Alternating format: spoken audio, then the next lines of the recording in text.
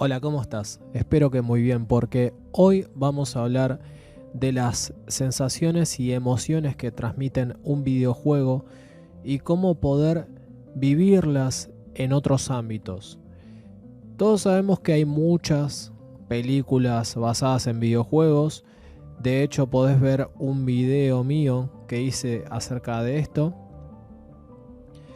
pero no logran llegar a transmitirnos esas sensaciones, esas emociones tan fuertes que vivimos con los videojuegos. Por ejemplo, en el video anterior estuve tratando de transmitirles las sensaciones y emociones del Sonic Mania, lo que al menos a mí me dejó, y que entiendo que puede, por ejemplo, esas parábolas, esa velocidad que tiene el juego, dejarnos a todos nosotros. Al menos a mí me deja mucho impresionado, en muchos momentos me deja impresionado. Y bueno, hoy quería preguntarte si hay otra forma, por ejemplo, a vos tenés otra forma de sentir los videojuegos. No sé si en una película, al menos yo no pude encontrar una. Puede ser, por ejemplo, no sé, me dirás Mortal Kombat, se me ocurre la del Príncipe de Persia, que está bastante buena. Son divertidas, pero no logran llegar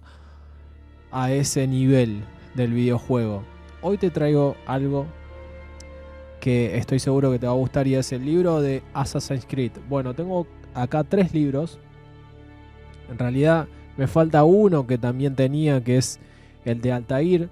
Tengo la saga de Ezio, que es el Renacimiento, la Hermandad y Revelaciones, que lo tengo por acá. Pero hoy en particular vamos a hablar de el primer libro, que es el Renacimiento. Este libro lo escribe Oliver Bowden. Es un escritor estadounidense que, bueno, fanático de la saga de Assassin's Creed. Calculo que muchos de ustedes la deben conocer o la habrán jugado. Y bueno, la verdad que a mí en particular hay que destacar que el escritor sabe desarrollar muy bien la historia. Que lo primero que te encontrás diferente al juego es que no utiliza la historia de Desmond Miles. No existe el Animus en esta historia. En la historia del libro no existe el Animus. Se centra directamente en la historia de, por ejemplo, en este caso, Ezio. Yo les voy a leer una parte del primer capítulo porque es muy largo y si no el video se va a extender. Si a ustedes les gusta, después yo les voy a traer lo que continúa. Si ustedes no quieren por ahí comprarlo, que sería lo ideal tenerlo así, no sé, para mí un libro es mejor, mucho mejor que tener un libro digital, tenerlo así. Hay veces que por ahí hay gente que le resulta más cómodo, a mí me gusta así. Si les gusta, yo se lo sigo leyendo, pero les voy a leer una parte para que ustedes puedan experimentar la sensación de el leer algo que ya jugaste y cómo se siente en un libro. Porque mucha gente, yo sé, sobre todo los chicos les da mucha vagancia leer, pero a mí me gusta mucho. Este libro carece de imágenes. Te podés encontrar con un mapa, por ejemplo, así, y las imágenes en la portada y atrás, en la contratapa, pero no hay más. Hay pura historia. Voy a comenzar leyendo el primer capítulo. Las antorchas brillaban y titilaban en lo alto de las torres del Palazzo Vecchio y el Bargello, y tan solo unos pocos farolillos destellaban en la plaza de la catedral, algo más hacia el norte. Algunos más iluminaban los muelles a lo largo de las orillas del río Arno, donde, por tarde que fuera para una ciudad en la que la mayoría de la gente se retiraba a su casa con la llegada de la noche, se distinguían entre la penumbra unos cuantos marineros y estibadores. Algunos de los marineros trabajaban aún en sus barcas y botes, apremiados para llevar a cabo las últimas reparaciones de los aparejos y enrollar debidamente los cabos sobre las cubiertas oscuras y recién fregadas, mientras que los estibadores se apresuraban arrastrando o cargando bultos para encerrarlos en la seguridad de los almacenes cercanos. También en las tabernas y los burdeles centelleaban las luces, pero muy poca gente rondaba por las calles. Habían transcurrido 7 años desde que Lorenzo de Medici, que por aquel entonces contaba 20 años, fuera elegido para gobernar la ciudad, trayendo con él al menos cierta sensación de orden y tranquilidad a la intensa rivalidad reinante entre las principales familias de banqueros y mercaderes que habían convertido Florencia en una de las ciudades más ricas del mundo. A pesar de ello, la ciudad no había dejado de estar en constante ebullición, pues las facciones luchaban sin cesar por hacerse con el control, algunas de ellas cambiando sus alianzas, otras manteniéndose siempre como enemigos eternos e implacables. Florencia, en el año del Señor de 1476, incluso en una noche de primavera impregnada por el dulce olor del jazmín, cuando casi era posible olvidar el hedor del Arno si el viento soplaba en la dirección adecuada, no era el lugar más seguro para pasear después de la caída del sol.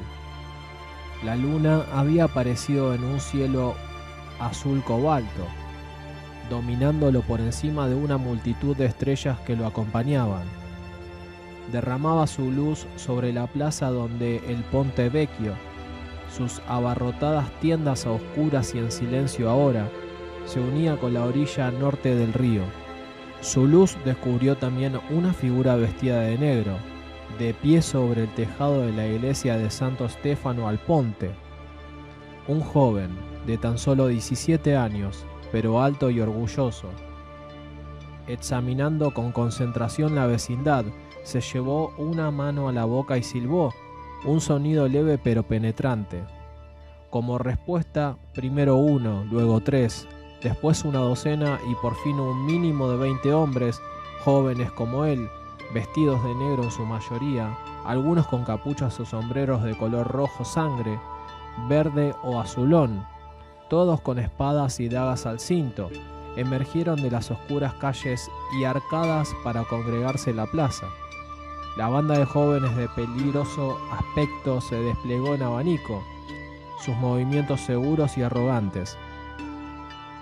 El joven bajó la vista hacia las caras de impaciencia, pálidas bajo la luz de la luna que lo miraban.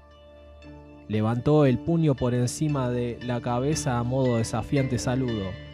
«¡Permaneceremos unidos!», gritó, y también ellos levantaron el puño, algunos desenfundando sus armas y blandiéndolas, y vitorearon: «¡Unidos!».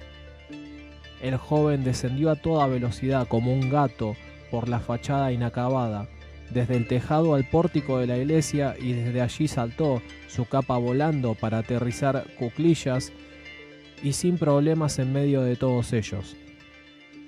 Se congregaron a su alrededor, expectantes. «¡Silencio, amigos míos!». Levantó la mano para callar un único y solitario grito. Sonrió con gravedad. «¿Sabéis por qué os he congregado aquí esta noche a vosotros, mis más íntimos aliados? Para pediros ayuda.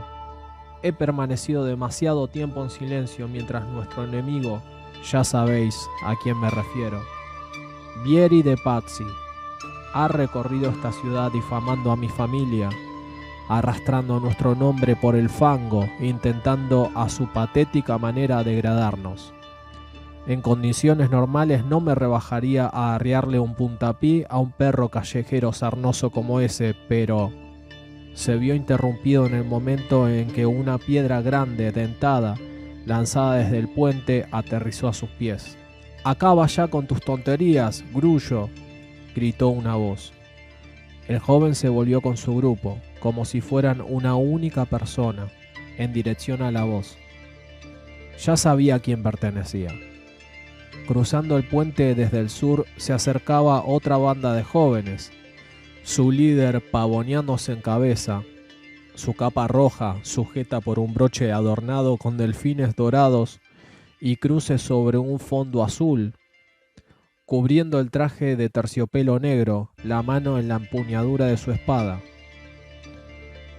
Era un hombre aceptablemente atractivo, su aspecto desfigurado por una boca cruel y una débil barbilla, y aún estando algo grueso, la fuerza de sus brazos y piernas quedaba fuera de toda duda. «Buonasera, Vieri», dijo el joven sin alterarse.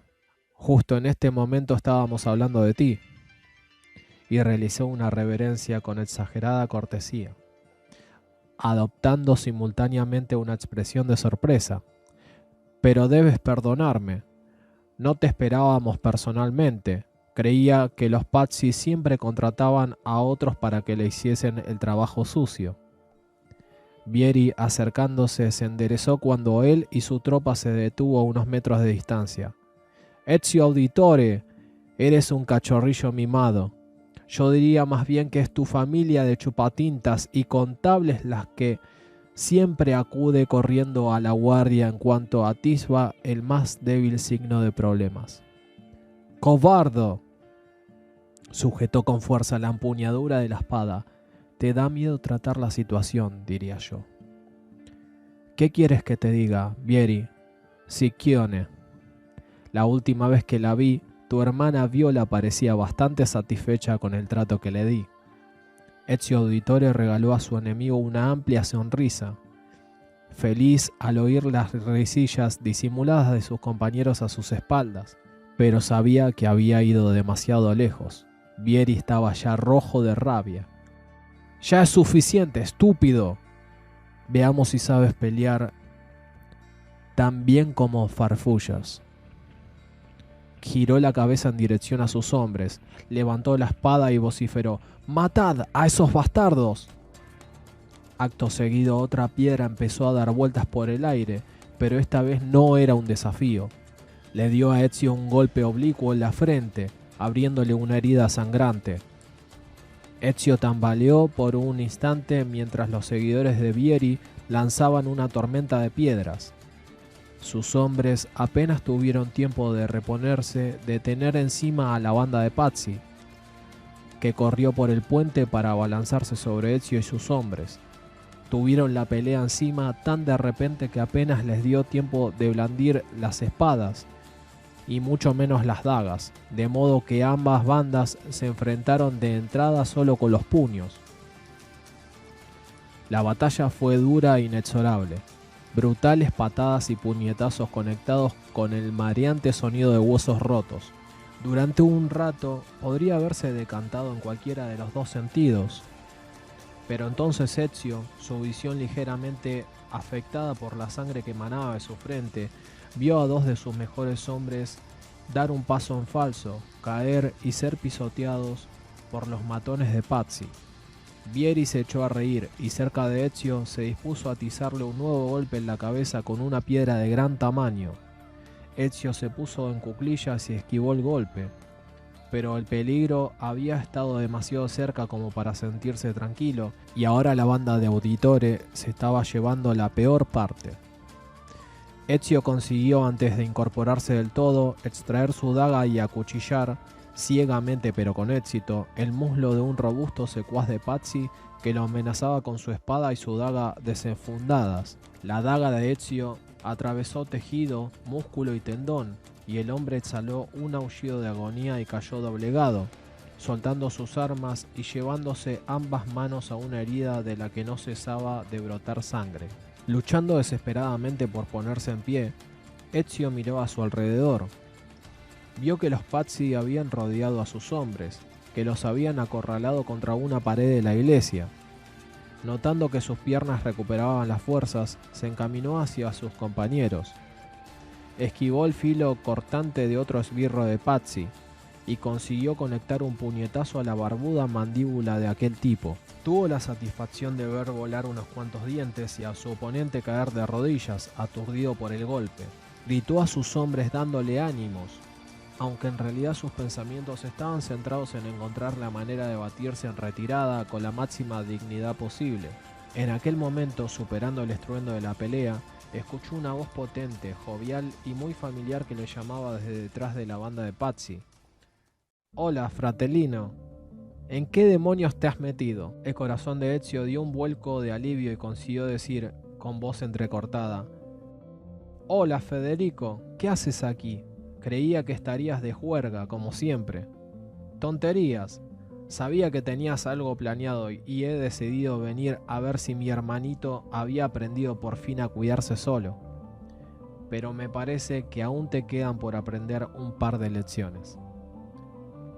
Federico Auditore, unos años mayor que Ezio y el mayor de los hermanos, era un hombre grande con un gran apetito, de bebida, de amor y de batalla.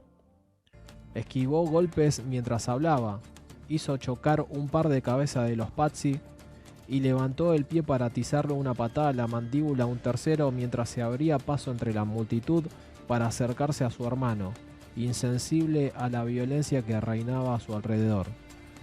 Sus hombres animados redoblaron esfuerzos. Los Pazzi, por otro lado, estaban desconcertados. Unos cuantos trabajadores de los muelles se habían congregado a cierta distancia para mirar, y en la penumbra reinante de los Pazzi los confundieron como refuerzos de los auditores.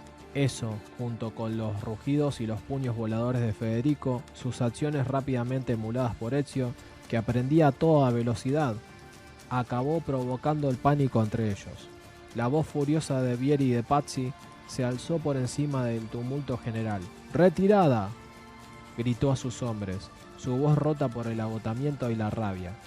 Captó la mirada de Ezio y gruñó una inaudible amenaza antes de desaparecer en la oscuridad, de camino hacia el Ponte Vecchio, seguido por aquellos de sus hombres que aún podían caminar y perseguido acaloradamente por los ahora triunfadores aliados de Ezio. Voy a dejarlo en la página 15. Si a alguno de ustedes o a varios de ustedes les interesa, yo voy a seguir leyendo este libro de Assassin's Creed, El Renacimiento. Y díganme ustedes si no transmite, si no los pone en situación. Realmente leer despierta mucho la imaginación. Quizás para muchos de ustedes esto no es nuevo, pero para otros sí. Y sobre todo leer un libro basado en un videojuego y que esté escrito de esta manera, que nos guíe en la historia, sobre todo con lo rica que es la historia de Ezio. Es una historia llena de traición, de descubrimientos, llena de historia real, llena de personajes reales, donde podemos, por ejemplo, interactuar con personajes como Lorenzo de Medici, como Leonardo da Vinci y demás, que, bueno, obviamente los van a encontrar en el transcurso de la historia, en este espectacular libro, y que es una trilogía, como ya les mostré. Espero que les haya gustado el video. No olviden darle like, suscribirse, compartirlo y nos vemos en la próxima.